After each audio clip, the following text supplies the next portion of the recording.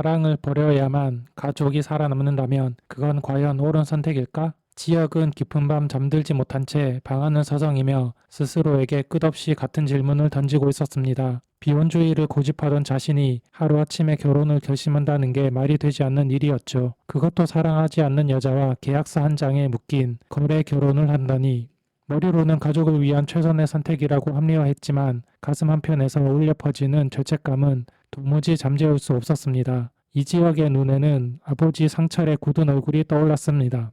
평생을 정직하게 살아왔고 한 회사에서 33년을 몸담으며 가족을 위해 희생했던 아버지. 그러나 정년 퇴직 후 다시 사회에 발을 들이려다 번번이 실패하며 자존심마저 무너져 내린 그 모습은 지역에게 충격 그 자체였습니다. 아버지처럼 되고 싶지 않다. 어릴 적 늘 그렇게 다짐했었는데요. 아이러니하게도 아버지를 지켜야겠다는 마음이 지금 지역을 이 선택으로 몰아넣고 있었습니다. 어머니 김다정의 지친 얼굴도 잊히지 않았습니다.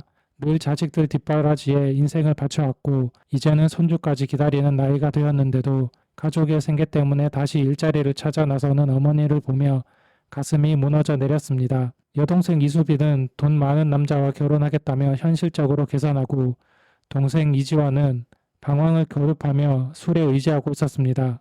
지역은 생각했습니다. 내가 뭔가 해야 한다. 내가 희생해서라도 가족을 지켜야 한다. 이 결심은 단순한 사랑의 포기나 비혼주의 철회가 아니라 가족의 생존을 위한 절박한 몸부림이었죠. 정부와는 정반대였습니다. 그녀는 흔들림 없는 목소리로 결혼 일정을 밀어붙였고 마치 기업 프로젝트를 진행하듯이 치밀하게 계획을 세워갔습니다. 결혼식은 간단하게, 대신 언론에 노출은 필요해요. 우리가 진짜 부부라는 걸 세상에 각인시켜야 하니까요. 지역은 순간적으로 의아했습니다. 왜 그녀가 이렇게까지 보여주기를 중요시하는지. 결혼이 단순한 거래라면 조용히 치를 수도 있었을 텐데 정부와는 오히려 공개적으로 알리려는 듯 보였습니다. 그녀의 속내는 여전히 베일에 가려진 채 있었지만 단 한 가지는 분명했습니다. 정부와의 이 결혼은 단순히 지역의 가족을 돕기 위한 호의가 아니었습니다. 그녀에게는 숨겨진 목적, 그리고 반드시 달성해야 하는 목표가 있었습니다. 한편 은호는 카페에서 하루 종일 멍한 상태로 일하고 있었습니다. 전날 밤 들었던 소식, 지역이 결혼한다는 말이 머릿속을 떠나지 않았기 때문이었죠. 그녀는 혼잣말처럼 중얼거렸습니다. 내가 가난해서? 그래서 날 거절한 거야? 아니면 정말 비혼주의라서? 마음은 갈기갈기 찢어졌지만 겉으로는 담담한 척 손님들을 맞이했습니다. 그러나 컵을 쥔 손이 덜덜 떨리는 걸 감출 수가 없었고 손님이 떠난 빈자리에 앉아 있으면 눈물이 차올라 눈시울이 붉어지곤 했습니다. 그때 성재가 들어왔습니다. 그는 이미 소식을 알고 있었고 은호가 얼마나 큰 충격을 받았을지 짐작할 수 있었습니다. 은호 씨 괜찮아요? 그의 목소리는 조심스러웠지만 따뜻했습니다. 은호는 억지로 미소를 지어 보이며 대답했죠. 괜찮아요. 그냥 사람이 살다 보면 마음대로 안 되는 일도 있는 거잖아요. 그 대답을 듣는 순간 성재의 눈빛이 깊어졌습니다. 지역의 절친으로서 느껴야 할 미안함보다 더 큰 감정이 마음속에서 차올랐습니다. 내가 이 사람을 지켜야겠다. 집안 분위기는 여전히 무거웠습니다. 상철은 아들의 퇴사 소식에 씁쓸함을 감추지 못했고 지역은 그런 아버지의 시선을 피하기 바빴습니다. 네가 아버지한테 배운 게 뭐냐? 힘들어도 참고 견디는 거, 그게 인생이야? 상철의 목소리는 굳세고 단호했지만 사실 그의 마음속은 이미 무너져 있었습니다. 정년퇴직 이후 느끼는 허무함, 사회에서 밀려났다는 상실감이 누구보다 컸기 때문입니다. 다정은 남편과 아들의 갈등 사이에서 애를 태우면서도 지역이도 많이 힘들었을 거야. 우리 이제 서로 탓하지 말고 방법을 찾아야지 하고 말했지만 가족 모두의 표정은 밝아지지 않았습니다. 지화는 집에 들어오는 시간이 점점 줄어들었습니다. 실직 후 자존심이 상해 가족들 앞에 나서기도 힘들었기 때문이었죠. 대신 술집을 전전하며 허송세월을 보냈습니다. 내가 이 집에서 무슨 쓸모가 있냐. 그의 목소리에는 체념이 묻어 있었고 마음속 깊은 곳에서는 인정받고 싶다는 갈망이 더욱 커지고 있었습니다.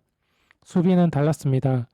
현실적인 계산을 앞세워 결혼정보회사에서 만난 남자를 테스트하듯 만났습니다. 돈 많고 성격도 괜찮은데 외모가 내 스타일이 아니네. 그녀의 속내는 여전히 완벽하고 화려한 삶에 대한 갈망이 있었습니다. 그러나 그녀가 진정으로 원하는 것이 과연 물질적 풍요뿐일까요? 시청자는 그녀의 성장 과정에서 또 다른 반전을 기대하게 됩니다. 두 어르신, 옥내와 장수는 가족을 위해 작은 부업을 시작했습니다. 누군가는 사소하게 볼 수 있었지만 그들의 노력은 가족들에게 따뜻한 웃음을 주었습니다. 나이 들어서도 할 수 있는 게 있네 장수 영감. 우리 제법 팀워크가 좋은데? 옥내씨, 우리 아직 안 죽었어. 잘만 하면 손주들 용돈들이라도 줄 수 있겠지. 두 사람의 투닥거림 속에서 피어나는 우정과 끈끈함은 드라마의 따뜻한 서브 플롯으로 시청자에게 위안을 주었습니다. 그리고 마침내 부하가 지역의 집을 방문하는 날이 다가왔습니다.